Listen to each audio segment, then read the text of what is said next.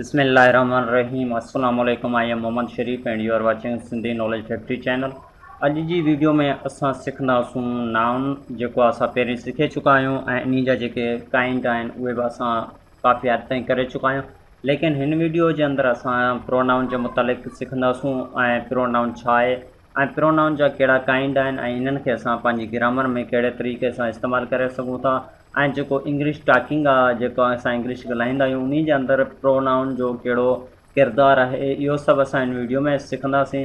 लेकिन हिन वीडियो में वधण खां पहिरीं मुंहिंजी हिकिड़ी रिक्वेस्ट हूंदी आहे त महिरबानी करे असांजे हिन चैनल खे सब्सक्राइब करो त जीअं असांजी नेक्स्ट अचण वारी वीडियो अव्हांखे मिली सघे। असांजी कोशिशि ऐं असांजो टारगेट इहो आहे त असां पंहिंजी जेको इंग्लिश आहे ऐं इन खां अलावा जेके डिफरेंट टाइप जा जेके कोर्स आहिनि, इहो असां जेतिरो थी सघे सिंधी लैंग्वेज में असां प्रोवाइड करूं, असां जेको आहे शेयर करियूं, ताकी असांजा उहे ॿाहिरि जेके सिंधी ॻाल्हाइनि था या सिंधी सम्झनि था उन्हनि जी असां मदद थी सघे।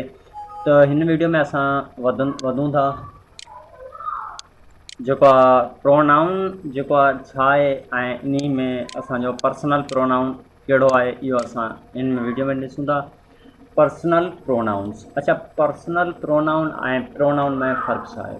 सभिनी खां पहिरीं इहो मूंखे डिफरेंस ॿुधाईंदो हलां त नाउन ऐं प्रोनाउन में फ़र्क़ु छा आहे। अच्छा, नाउन जेको आहे उहो हिकु नालो हूंदो आहे, हिकु इस्म हूंदो आहे। जीअं लाइक करियो त शरीफ़ या कंप्यूटर या वरी माजिद, तौसीफ़, ही छा आहिनि? हिकु नाला आहिनि। अच्छा, इन्हनि खे असीं वरी जुमिले में इस्तेमालु न कंदासीं। जीअं काशिफ़ कराची वियो, काशिफ़ हुते रांदि खेॾी, काशिफ़ हुते फलानो कयो, काशिफ़ हुते पढ़ाई कई, इहो असां वरी न चवंदासीं। हिन जॻह ते असां फ़क़ति काशिफ़ जेको आहे फस्ट में इस्तेमालु कंदासीं। उन खां पोइ जेको आहे असां छा चवंदासीं त मिसाल ॾियां थो, अली सबक़ु लिखे थो, अली ख़त लिखे थो, ईअं असां कोन पढ़ंदासीं।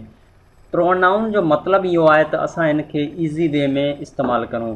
अली ख़त लिखे थो, हीउ सबक़ु पढ़े थो। अच्छा, इहो छा थियो? हिन जे मुतालिक़ इशारो थी वियो। हीअ अली जी जॻह ते असां हिकु निडो फॉर्म लिखियो जेको असांजे जुमिले में इन जुमिले खे माना सही करे थो ऐं इन सां असांजो जुमिलो आहे जेको उहो बहितरीनु लॻे थो ऐं ॿुधण वारे खे बि चङो लॻे थो।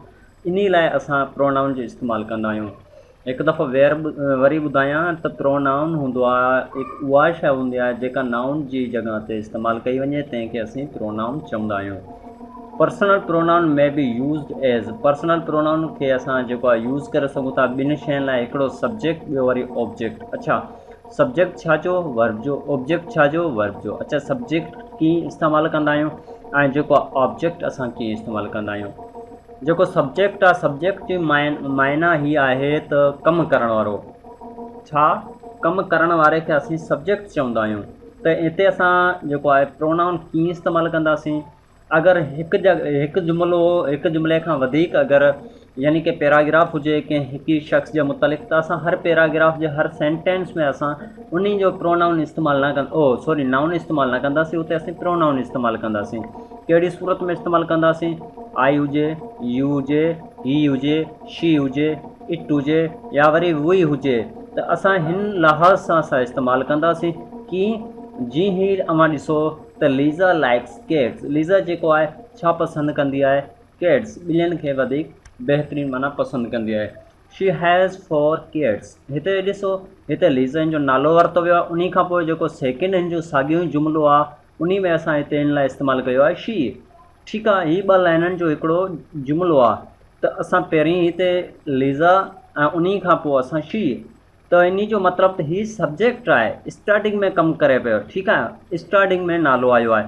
अच्छा, लीज़ा खे वरी बि हिते असीं लीज़ा चऊं हा त सही न लॻे आहे। इन जे लाइ असां हिते शी कयो त हीअ शी थी वियो प्रोनाउन। हीअ लीज़ा नाउन आहे, हीअ प्रोनाउन आहे।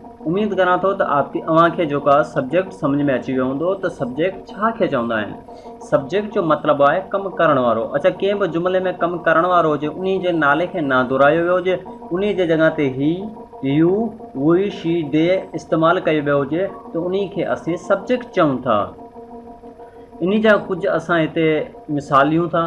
जीअं my name is Maikal, I am 14। हिते छा आहे? मुंहिंजो नालो छा आहे? मैकल। ठीकु आहे, मैकल खे हिते वरी माइकल न लिखियो, इन लाइ हिते आई एम यूज़ करे छॾियो। ठीकु आहे, वरी ॿिए जुमिले में असां हिन खे वधीक सम्झण जी कोशिशि करियूं था। My father work hard. मुंहिंजे पीउ जो जेको कमु आहे उहो तमामु सख़्तु आहे।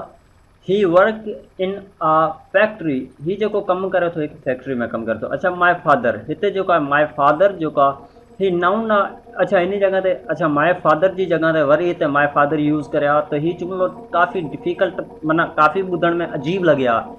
इन लाइ हिते माय फादर जी जॻह ते हिन ही इस्तेमालु कयो ताकी हीउ जुमिलो बहितरीनु लॻे। हीउ थी वियो सब्जेक्टिव। उमेद करां थो त अव्हांखे सब्जेक्टिव प्रोनाउन सम्झ में अची विया हूंदा। अगर कोई भी समझ में ना आया हुजन तो असा खां क्वेश्चन करे सको था थ्रू व्हाट्सअप ऐं थ्रू कमेंट की सूरत में।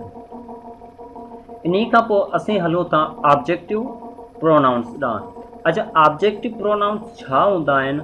ऑब्जेक्टिव प्रोनाउन में असीं जेको आहे जुमिले में जेको आहे असीं हिम, यू, हिम, हर, इट, अस, दैम इस्तेमालु करे सघूं था।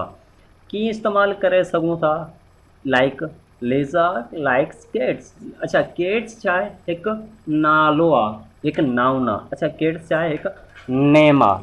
छा जो आहे? ॿिलियुनि जो नालो आहे। ठीकु आहे। इन्ही खे असां प्रोनाउन करिणो आहे त असां छा कंदासीं त she likes to stock them. अच्छा हिननि खे, अच्छा हिते केट्स आहे, इन जी सूरत में छा थींदो? हिननि खे। अच्छा ही बि थी सघे थो लीज़ा लाइक्स बॉय। ठीकु आहे न, ही भी थी सके तो लीज़ा लाइक्स असद। ठीक है, असद के हिन इंसान जो नालो आहे। ठीक है, पोइ इन खे असां ऑब्जेक्टिव में अगर प्रोनाउन इस्तेमाल कंदासूं पोइ छा थींदो? लीज़ा लाइक्स हिम, हिन खे पसंदि करे थी। ठीक है, उम्मीद करां थो अव्हांखे हीअ ॻाल्हि समझ अची वई हूंदी। त आख़िर सब्जेक्ट में असां नालो ॾिनोसीं ऐं ऑब्जेक्ट जेको हूंदो आहे जुमिले जे आख़िर वारो लफ़्ज़ हूंदो आहे जंहिंखे असीं कन्वर्ट कंदा आहियूं। कन्वर्ट कीअं कंदा आहियूं इहो आउं हेठि तव्हांखे ॿुधायां थो।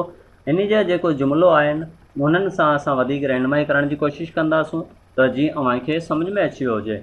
I am drawing my homework, आउं छा करे रहियो आहियां? मुंहिंजो होमवर्क करे रहियो आहियां। डैड इज़ हेल्पिंग मी, हिते ॾिसो हेल्पिंग मी जेको आहे मुंहिंजी मदद करे रहियो। केरु? डैड मुंहिंजी मदद करे रहियो आहे। अच्छा मी, हिते आई एम ड्रॉइंग। ठीकु आहे, हिते dad is helping I am ईअं कोन थी आहे। हिते पोइ इन लाइ छा करे छॾियो?